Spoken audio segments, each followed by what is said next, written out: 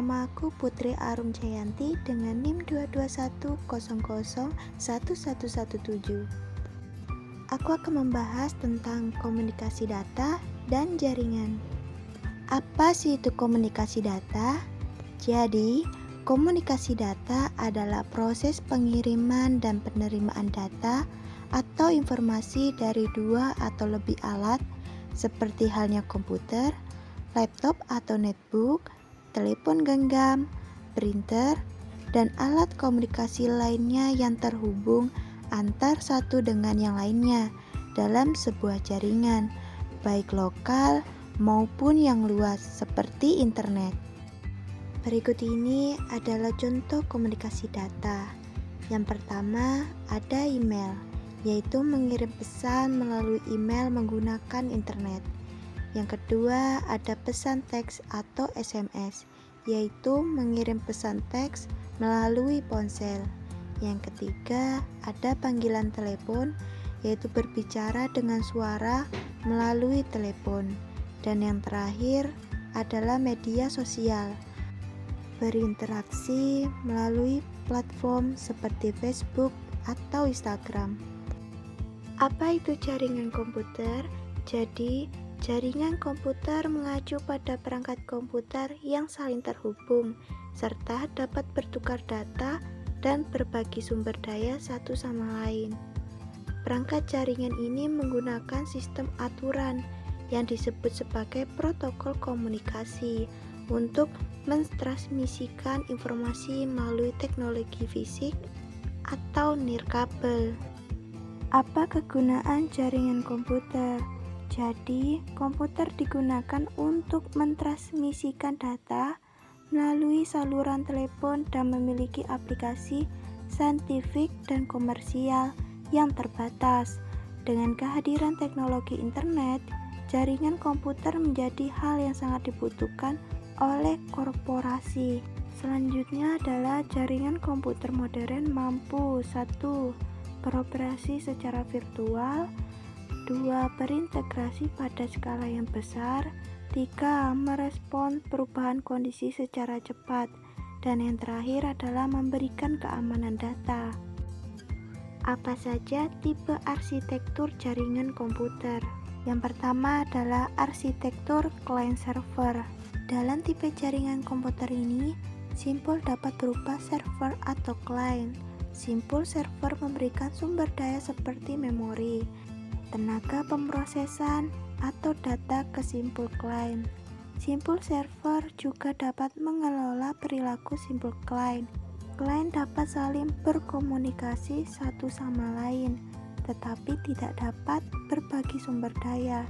Misalnya, berbagi perangkat komputer di jaringan korporasi, menyimpan data, dan pengaturan konfigurasi.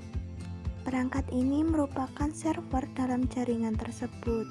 Klien dapat mengakses data ini dengan membuat permintaan ke mesin server.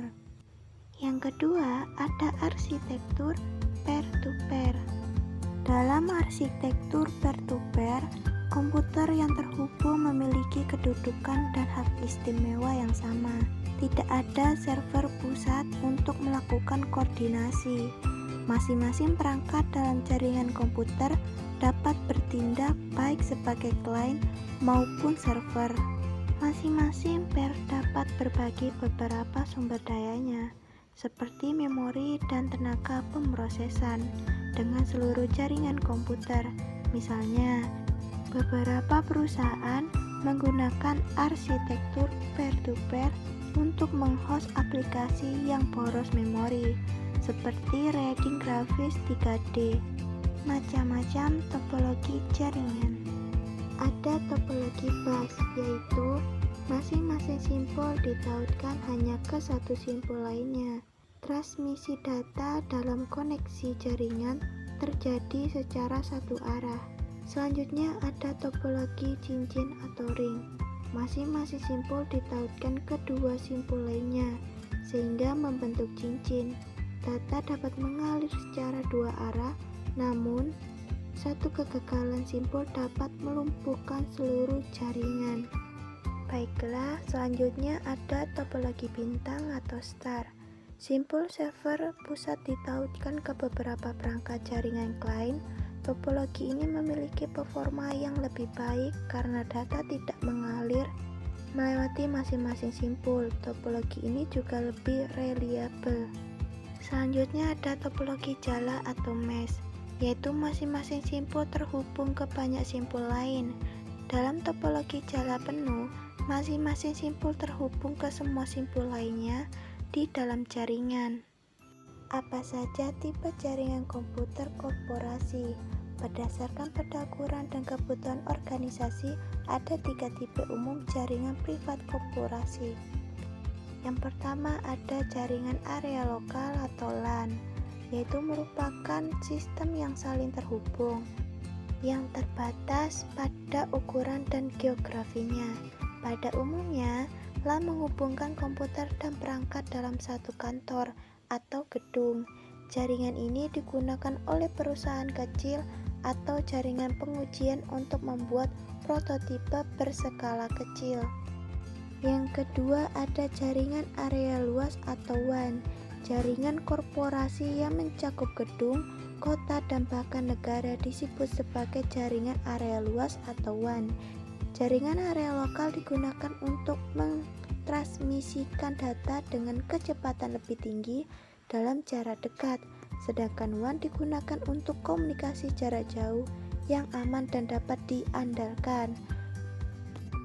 SD-WAN atau WAN yang ditentukan oleh perangkat lunak adalah arsitektur WAN yang dikontrol oleh teknologi perangkat lunak. SD-WAN menawarkan layanan konektivitas yang lebih fleksibel dan dapat diandalkan, yang dapat dikontrol pada tingkat aplikasi tanpa menurunkan keamanan dan kualitas layanan.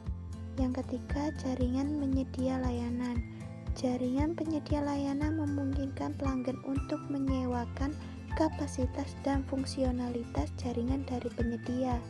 Penyediaan layanan jaringan dapat terdiri atas perusahaan telekomunikasi, operator data, penyediaan komunikasi nirkabel, penyedia layanan internet, dan operator televisi kabel yang menawarkan akses internet berkecepatan tinggi. Yang terakhir ada jaringan cloud. Secara konsep, jaringan cloud mirip dengan WAN yang infrastrukturnya disediakan dengan layanan berbasis cloud. Beberapa atau semua kemampuan dan sumber daya jaringan organisasi di-host dalam sebuah platform cloud publik atau privat dan disediakan sesuai permintaan. Sumber daya jaringan ini dapat termasuk router virtual, firewall, bandwidth, dan perangkat lunak manajemen jaringan beserta alat dan fungsi lain yang dibutuhkan. Saat ini, bisnis menggunakan jaringan cloud untuk mempercepat waktu masuk pasar, meningkatkan skala, dan mengelola biaya secara efektif. Model jaringan cloud telah menjadi pendekatan standar dalam membangun dan mengirimkan aplikasi bagi korporasi modern. Apa itu layanan jaringan AWS? Layanan jaringan AWS dirancang untuk menyediakan beberapa hal berikut ini bagi korporasi. Yang pertama, ada keamanan jaringan. Infrastruktur AWS dipantau selama 24 jam sehari dan 7 hari seminggu untuk membantu memastikan kerahasiaan dan integritas dan untuk memenuhi standar keamanan jaringan global tertinggi. Yang kedua, ada ketersediaan jaringan. AWS memiliki infrastruktur global yang dibutuhkan untuk memberikan ketersediaan tinggi di seluruh dunia. Dan yang terakhir yaitu yang ketiga, performa jaringan, yaitu melayani jaringan AWS memberikan performa berkecepatan tinggi dengan waktu length yang minimal. Terima kasih sudah menonton video saya kali ini. Sampai jumpa lagi.